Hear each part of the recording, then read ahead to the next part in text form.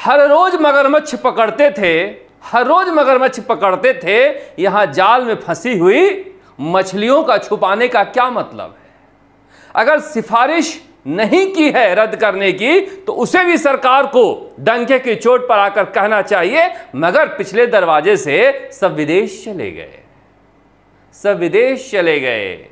वो अधिकारी भी जिन्हें फैसला लेना है और वो नेता भी जिन्हें फैसला लेना है, और पीछे छोड़ गए एक सियासत, एक ऐसी सियासत जो बेहद गंदी है।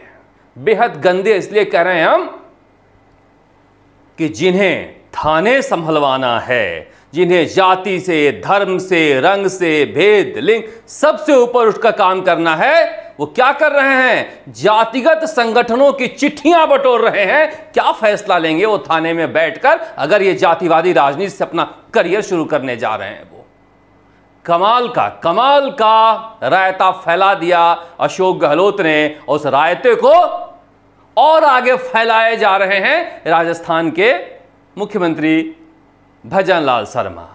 गहलोत ने राजस्थान के युवाओं को ऐसे नर्क में ढकेला है, ऐसे अंधेरे में ढकेला है कि भजनलाल शर्मा पर बड़ी जिम्मेदारी थी कि वो इस अंधेरे में कोई उम्मीद की रोशनी जगाएं। और उम्मीद की रोशनी जगाने के बाद अगर इस तरह से सरकार का रवैया है, तो मुझे लग रहा है कि फिर कहां जाएं।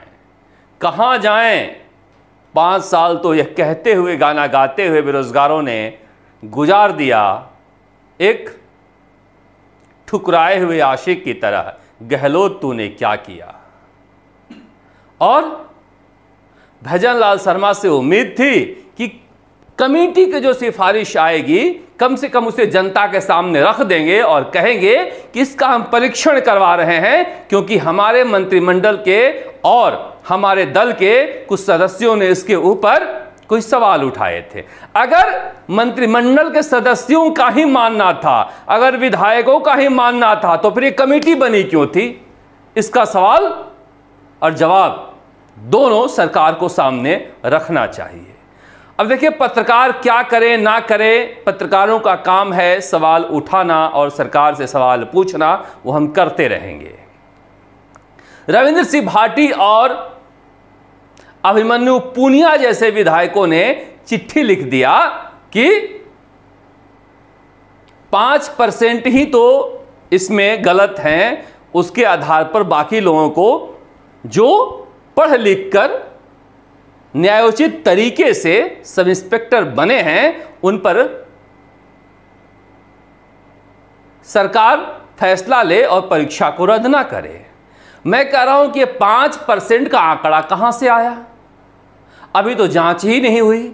और एसओजी को लेकर जो सवाल उठाया जा रहा है, दैनिक भास्कर ने यह सवाल उठाया कि आरोपों की पुष्टि के बावजूद ट्रेनिंग ले रहे 56 एसआई 6 माह से डमी परीक्षार्थियों तक नहीं पहुंच पाई एसओजी। एसओजी क्या? एसओजी का ईश्वर का रूप है। आज भी पुलिस अधिकारियों के आरपीएस के लिस्ट जारी हुए, मैं तो खोजते रहता हूं, जो भी लिस्ट आती है पता नहीं लोग अपने जान पहचान के लोगों को खोजते होंगे, जाति के और धर्म के लोगों को खोजते होंगे। बस एक ही आंकड़ा देखता हूं मैं कि क्या कोई पुलिस अधिकारी एसओजी में लगाया गया। जैसे ही देखता हूं कि एसओजी में नहीं लगाया गया, दिल बैठ जाता है, क्योंकि भजनलाल शर्मा से उम्मीदें बहुत पाल रखी है। महज 15-16 लोग क्या कमाल कर दें एसओजी में? जो पकड़ रहे हैं वो कम है क्या? संसाधन के नाम पर सरकार ढेला नहीं दे रही है और कह रही है मगरमच्छ पकड़ेंगे। अरे बाबूलाल कटारा को अशोक गहलोत ने पकड़ा और आप रामू नायका को पकड़ लिए, दोनों बराबरी पर हो। ये नहीं कह सकते कि हमने बहुत बड़ी कामयाबी हासिल कर ली है, उन्होंने तो नहीं की थी। इस तरह से सब इंस्पेक्टर परीक्षा को लेकर हालात बना दिए गए हैं, जहां पर टकराव की स्थिति है और टकराव जाति के आधार पर, इलाके के आधार पर हो रहा है। सरकारी अधिकारी पार्टी बन रहे हैं, चिट्ठी लिख रहे हैं संभागीय आयुक्त। क्या जमहूरा बना दिया इस जमहूरियत को सरकार ने? क्या लोग नहीं सोचेंगे कि इन सब के पीछे सरकार का प्रश्रय है?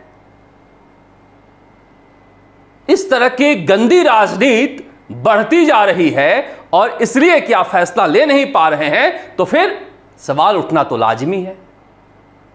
गहलोत के कारनामे को लोग कभी माफ नहीं करेंगे, मगर भरोसा टूटना उससे ज्यादा बुरा होता है।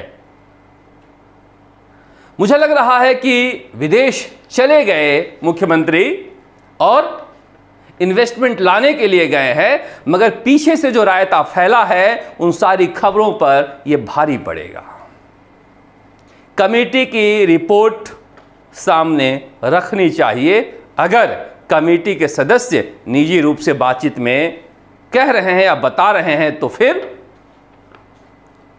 जनता के मन में यह संशय उठना लाजमी है।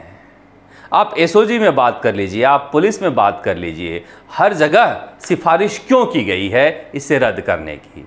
अच्छा, ऐसा भी नहीं है कि बीच का रास्ता नहीं निकाला जा सकता। जो पढ़ने वाले बच्चे हैं उनके भविष्य को दांव पर लगाए बिना भी यह काम किया जा सकता है। जो पढ़ने वाले हैं उन्हें पर्याप्त समय दिया जाए, उनके लिए कोई अलग से परीक्षा जो आरपीए में है आयोजित की जाए। और मैं नहीं कह रहा हूं कि उसी स्तर की परीक्षा हो जिस स्तर की आरपीएससी ने ली थी। अगर हमारे जहां हम काम कर रहे हैं पत्रकार के रूप में, वहां पर भी कोई नौकरी पाने जाता है तो लिखित परीक्षा होती है। अब कोई कहे कि हमें तो पढ़े बहुत दिन हो गया, हम परीक्षा देंगे तो पास नहीं हो पाएंगे, नौकरी हमारी लगेगी नहीं, ये सारे बकवास तर्क हैं। जो आरपीएससी एक मापदंड तैयार कर ले कि ट्रेनिंग के दौरान इन्हें पढ़ने का वक्त नहीं मिला है, मगर सामान्य ज्ञान के आधार पर यह परीक्षा उत्तीर्ण कर सकते हैं और उस स्तर का पेपर लेकर उसमें से नकली और असली छांट लिए जाए। क्यों, देखिए एसओजी ये काम कर सकती है। और आपको जानकर आश्चर्य होगा कि एसओजी ने जो परीक्षा ली थी, जो मौजूदा आरपीए में हैं, उनमें से उन्हें पता चल गया है कौन पढ़कर पास हुआ है और कौन बिना पढ़े पास हुआ है। उसकी सूची के आधार पर ही सरकार फैसला ले सकती है। चोरों को बचाने के लिए ईमानदारों की बलि नहीं चढ़ानी चाहिए, ये बात हम भी मानते हैं, मगर यह तो तय करना ही पड़ेगा कि किसमें कम घाटा है, किसमें कम जोखिम है, किसमें कम नुकसान है। अगर आप मेधावी छात्रों के भविष्य के प्रति चिंतित हो तो उसे बचाने के लाख उपाय हैं। यह बहाना है कि उनका भला नहीं होगा, उनका नुकसान हो जाएगा। अगर पढ़ने वाले बच्चे हैं तो उनकी पढ़ाई के बारे में आप पता लगा सकते हैं कि उनका स्टैंडर्ड क्या है, क्या वो पास करके आए हैं या नहीं आए हैं। यह कोई रॉकेट साइंस नहीं है। और जहां तक मैं कह रहा हूं कि जो तर्क ये दे रहे हैं कि हमने बहुत पढ़ाई की, 2018 में भी हम पास किए थे, आरएस प्री भी किए थे, हम तो पटवारी की परीक्षा भी पास किए थे। मैंने एक छात्र का पत्र जो वीके सिंह को उसने लिखा था पढ़कर आपको सुनाया था। कितना शानदार रिजल्ट था, किस तरह से 2018 में भी वो क्वालिफाई किया था, किस तरह से लगातार वो आरएस में भी क्वालिफाई करता आ रहा था, मगर उसने पेपर खरीद लिया लालच में आकर। तो इस तर्क को ज्यादा हवा नहीं दी जा सकती कि ये तो बहुत ही मेधावी है, ये तो खरीद ही नहीं सकता। ईमानदारी को तौलने का ये तराजू ही नहीं है कि आप कितनी परीक्षाओं में पास किए हो। उस पत्र को एक बार पढ़िएगा जो मैंने पढ़ा है राजस्थान तक पर, और समझिएगा कि ये तर्क कितने बेमानी हैं कि हमने कितनी परीक्षाएं पास की है। इसलिए ईमानदार एसआई के भविष्य को बचाते हुए इस परीक्षा को रद्द किया जा सकता है, वरना जितने बेईमान थे, जितने बेईमान हैं, वो सारे थाने में मिलेंगे और कोई रोक नहीं सकता है कि हमारी न्याय व्यवस्था में सभी आरोपियों की पूरी आस्था होती है। मैंने तो आज तक किसी एक आरोपी का नहीं सुना जिसने कहा हो कि मुझे न्यायपालिका में आस्था नहीं है, और कई बार उनकी आस्था सच भी निकलती है। इसलिए नहीं कि न्यायपालिका दोषी है, इसलिए कि हमारा तंत्र ऐसा दोषी है कि सजा हो ही नहीं पाती है, सजा हो ही नहीं पाती है। रीट की परीक्षा में दिल रोया था जब कोर्ट ने तय किया था कि सीबीआई जांच नहीं देंगे और बंद लिफाफे में जांच हो रही थी। क्या राजस्थान की जनता को जानने का हक नहीं था कि एसओजी ने क्या जांच किया है? जो हाई कोर्ट हो या कोई भी कोर्ट हो, बंद लिफाफे में जांच करवा रही थी। बंद लिफाफे में चोरी होती है, जांच नहीं होती है। यह राष्ट्र की गोपनीयता का मामला नहीं था जो बंद लिफाफे में जांच कराई गई। मगर करें क्या, यह कोर्ट का मामला है। माननीय जज साहबों पर कुछ कह ही नहीं सकते हम।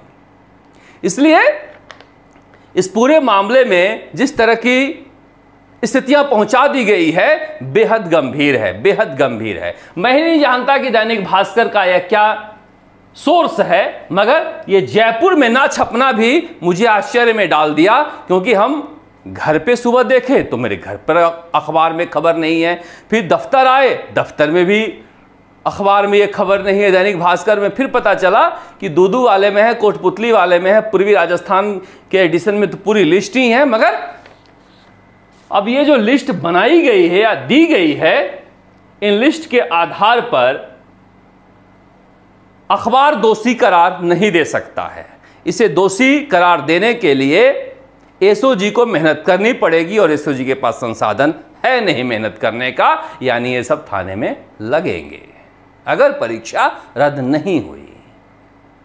अब कुछ की तो मजबूरियां हो सकती है। के विश्नोई तो मुझे फ़ोन करके निजी रूप से उन्होंने कहा था कि मैं इस परीक्षा को रद्द करने के खिलाफ नहीं हूं और मेरा नाम मत चलाइए, तो मैंने आपसे कह भी दिया था।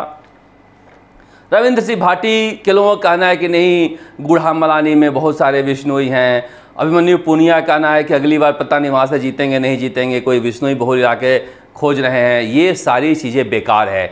जितने भी मामले का खुलासा हुआ है, विश्नोई समाज के ईमानदार और कर्मठ लोगों ने इसका खुलासा किया है और मेरे तो रोज ही संपर्क में हैं साचोर से लोग जो एक एक करके इन चोरों का खुलासा करते हैं। इसलिए इस तरह की राजनीति का कोई मतलब नहीं है। यही वो समाज है जो खुलासा भी कर रहा है, लड़ भी रहा है ईमानदारी के साथ पेपर चोरों के खिलाफ। विश्वास न हो तो इस इलाके में जाकर आप पता लगा लीजिएगा।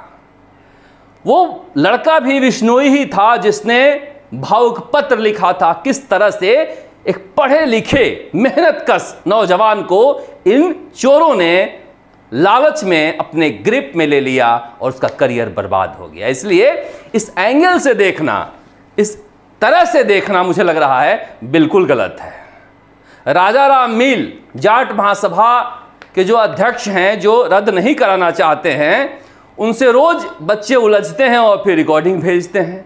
मुझे लग रहा है कि उलझने का कोई मतलब है नहीं। इस तरह से जातिवाद या जातिवादी संगठनों में बहुत ज़्यादा हमारा भरोसा कभी रहा नहीं है। ये समाज के भलाई के लिए कभी काम किए नहीं हैं, ये अपनी भलाई के लिए करते हैं। और मुझे लग रहा है कि थानेदारी ऐसा इलाका है कि कोई पीड़ित किसी भी जाति का जा सकता है।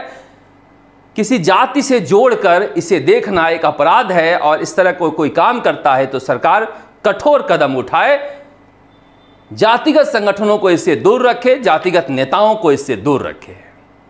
अब मुझे लोग कहते हैं, तो मैं बार बार कहता भी हूं कि रद्द करने के लिए कौन नेता सबसे पहले मांग किया? डॉक्टर किरोड़ी लाल मीणा और हनुमान बेनीवाल। क्या इनका कोई निजी स्वार्थ है? मैं नहीं मानता। हनुमान बेनीवाल ने तो अमित शाह को चिट्ठी लिख दी थी। अब रद्द करने और ना रद्द करने के पीछे जितने तर्क दिए जा रहे हैं, उस तर्क के बीच से रास्ता निकल सकता है, मगर निकाले कौन?